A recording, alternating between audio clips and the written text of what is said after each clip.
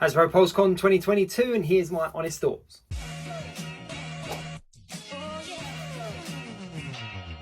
Hello, welcome back to Jacob's Toys. Please do like, share, subscribe, all of those things.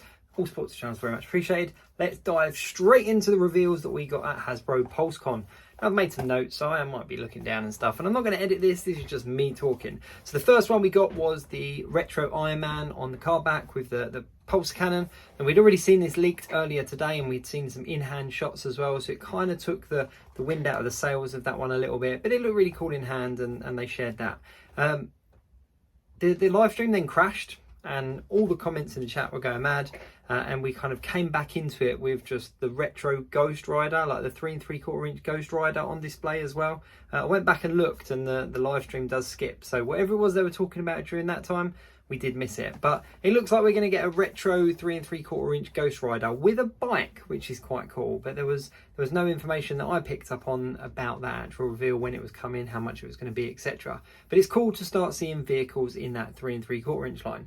You can see there, I do like it. I do like that line. I collect it. So yeah, so that was that one. They then briefly touched on the HasLab. Now, I honestly thought that they were going to go deep on the HasLab and really push it, but they seemed to just kind of brush over it. It was a very short portion of it. They didn't talk about the Robbie Reyes head that they announced a couple of days ago, that they've switched out the early bird offer that we didn't get. They've switched that out for just the head, but they didn't talk about that. They did show us Mephisto in hand. He doesn't look as big as I thought he was going to be. He is a little bit taller than the Ghost Rider's figure, the Robbie Reyes Ghost Rider figure, but he's not as big as I thought. I thought he was going to be much bigger than that. But either way, he looked quite cool in hand. And then they gave a little tease as well to something else. And to be honest with you, without thinking about it too much, I can't work out what that was.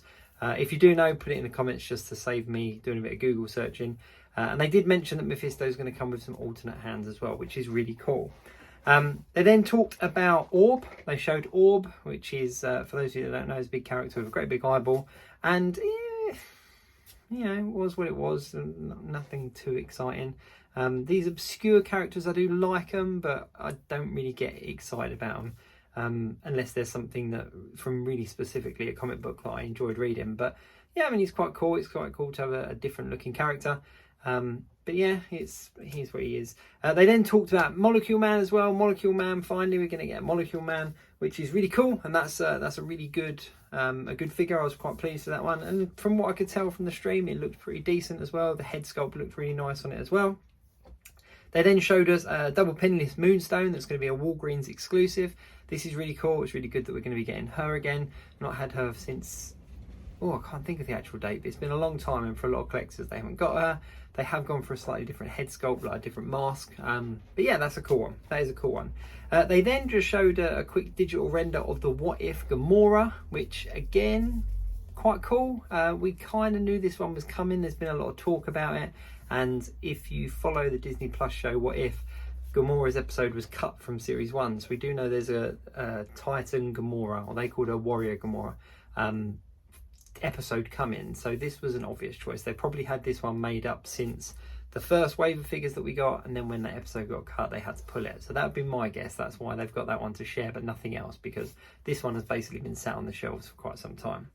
They then talked about, they then went over to an interview with Brian Hoyer, and he talked about his childhood collection and him and his son, and he had an in-hand retro carded Wolverine in that Uncanny X-Men 275 look, the yellow and blue, the kind of sort of team suits, and that's something that the community's been asking for a long time, to get those team suits. So that was really cool to see that one. I expected the rest of the wave was going to include these suits, but it didn't. The rest of this wave was very mixed, but it's a very cool wave. The first one they showed was Longshot, and this was a massive low blow. Now, for anyone that has been following the groups and some Twitter accounts and Instagram accounts and stuff, I even shared it on my Instagram actually. Somebody out there in the wild found a Mojo single release for about $45, I think it was. So we know that the Mojo figure is coming as a single release. Now, a lot of the comments on it were like, oh, I'm still going to get the Pulse exclusive free pack because you get Dazzler and you get Longshot. Now, for me, Mojo and Longshot were the two in that pack that I really wanted. The Dazzler figure looks great, but I've got a couple of Dazzler figures. I've got the white kind of 80s looking one. I've got the blue one as well. So I didn't need a third Dazzler, but the Longshot and the Mojo was definitely the ones that I wanted. So to know that Longshot is coming on a single retro card and Mojo is coming as a single release as well is there's a lot of people going to be cancelling that pre-order, let's put it that way. Now the paint apps are slightly different. I think the 3-pack Mojo looks better when it comes to paint applications and stuff, but this single carded Longshot was definitely the more superior one, and they even said on the live stream as well that there was a lot of things that people were commenting about and that they had put them into this one. So this is definitely the better Longshot. So I don't know how many people are going to be chasing after that Pulse exclusive 3-pack, but hey, who am I to say? We then came back to the studio and we were in the studio for Longshot, didn't we? They showed us Multiple Man, so in his green outfit, which is a cool one. We had Multiple Man a few years back with the trench coat look and the yellow and blue. So to have him in his green is really cool. There's been some really good customs of that guy, or repaints of that guy done. So it's cool to have an official one, and he does come with alternate heads as well.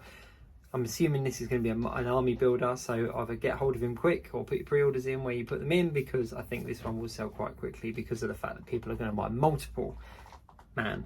Yeah, that's what I did there. This is where it then got interesting. We shifted over to the villains, and this to me was definitely the stronger side of that wave. So we had Dark Phoenix, which is one that we haven't had since the Toys R Us 2-pack in 2018, I think it was, her and Cyclops. Now, this is a really, really nice looking figure. Hands down, this is a really, really nice looking figure. I'm still pleased that I've still got my Toys R Us 2-pack one, because that one is a metallic-y one, whereas this looks a lot more flat colour. It's just the reds and yellows. However, it's definitely a good looking figure. They then showed us Avalanche. Avalanche is something that a lot of people have been crying out for ages, and we've had Toad now, we've had Avalanche, we've had Pyro, we've had Mystique, Magneto. So they teased there that we're missing Blob, so I think Blob is definitely going to be on the cards very, very soon. So that one will be coming out soon.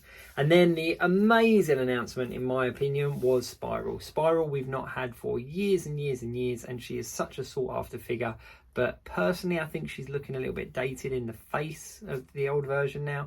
And this one looks absolutely stunning. So I'm so pleased that they've released Spiral, and just as a general release figure as part of a wave as well.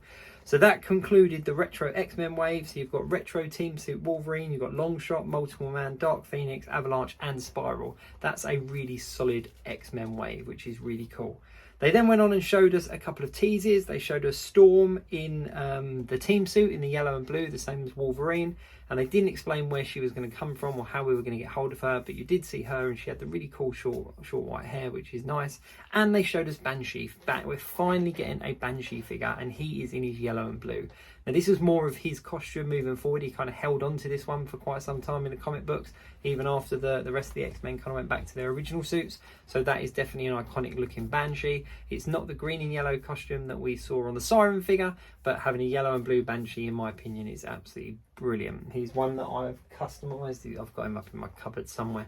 But to have an official one is fantastic.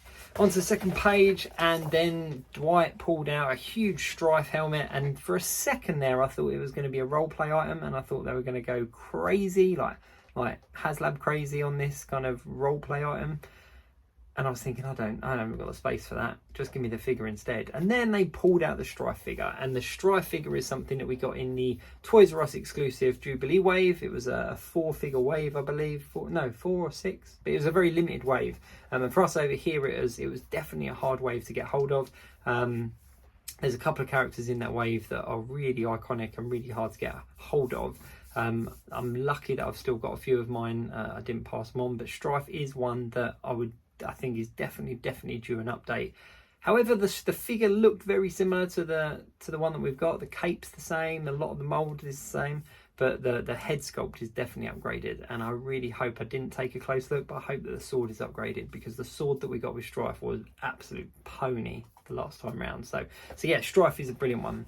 They then showed us the last, what they classed as the last in the VHS wave, and I honestly thought it was going to be Gambit, but it wasn't. It was Cyclops in his iconic Jim Lee red and yellow kind of suit. Now I've got quite a few Cyclops. I've got quite a few Cyclops in my collection. Similar to a lot of these VHS wave figures, I don't need to replace them. And I think the cell shading is kind of a bit like Marmite. You either love it or hate it. But it's a cool one. I'm glad that we've got Cyclops, so I will be picking him up myself. They then explain that they're going to move over from the animated series VHS line, but they're going to carry on with the VHS tapes, and they're going to go to Spider-Man the animated series. This is excellent news in my opinion. I'm really hoping we get... I'm going to have to do a whole nother video on which VHS Spider-Man figures I hope we see in that line. But they did tease a 2-pack, which was a Carnage and Spider-Man in the black suit 2-pack. Now, I'm not surprised they've gone for this as the 2-pack, because a black-suited Spider-Man is a black-suited Spider-Man, and we've got so many of those now. So I'm assuming this will come with some kind of cell shading, which will make it a buy for a lot of Spider-Man fans. And the Carnage looks iconic to his animated look, which is really cool. So, but there was no date on when that comes out at all. They then talked about another interview that Ryan did with Johnny Gargano, I can never say it right, but he's a wrestler. And they went over there, and he had another reveal, which is in a separate video to go and look at, and that was the first appearance Star-Lord, which is quite cool but weird looking as well. So I'm assuming we're going to get the rest of the Guardians of the Galaxy in their first appearance. But this was another store exclusive, but you can go and check out that video to find out a little bit more about that one. And then to round off their kind of panel, they highlighted and showcased the selfie series. And I'm not sold on this, I'm not going to lie. I mean, I've got a custom figure of myself. Like, this is me when I had shorter hair, but I've got a custom figure of myself. It was done by RDJ Custom Creations. And I mean, you can see there. I mean, I don't think it does it as much justice, but I'm really pleased with it. And looking at those selfie series figures, I didn't think they looked a whole lot like the guys. I would have thought that maybe marketing would have ramped them up a little bit, or maybe they did, but yeah, I wasn't blown away. I wasn't kind of like, yeah, I need to get myself one of those, because it, like Dwight's one especially, where he's got longer hair and a bigger beard, it didn't look like Dwight at all. But I mean, it didn't look like any of the guys, but Dwight's one was more noticeable to me because his beard was so short and attached to his face. So yeah, and that's something I do like about mine, is that the beard is kind of moulded in, because it's, yeah. But either way, I wasn't sold about that. But that was it for the Hasbro PulseCon 2022. And I was involved in the fan wall last year in 2021, and it felt like there was just thing after thing after thing. This one felt like it came up a little bit short. I really honestly expected more. There was only one full wave announced. Yeah, so let me know your thoughts. What figure for you was the one that stood out? Which one are you excited about? Is there anything that you are hoping is coming another time? For me, it was definitely Strife and Spiral. They were the two, and the iconic kind of Jim Lee looking X-Men suits teased on the horizon. So yeah, I mean, it was a good show, but I don't know. I just expected more. I thought there was going to be more to it, and there wasn't. But either way, good show. That's Hasbro PulseCon done for another year. So we've got New York Comic Con coming up over in New York. We've got MCM Comic Con coming up over here in the UK. So I wonder whether there's a couple of reveals coming at both of those.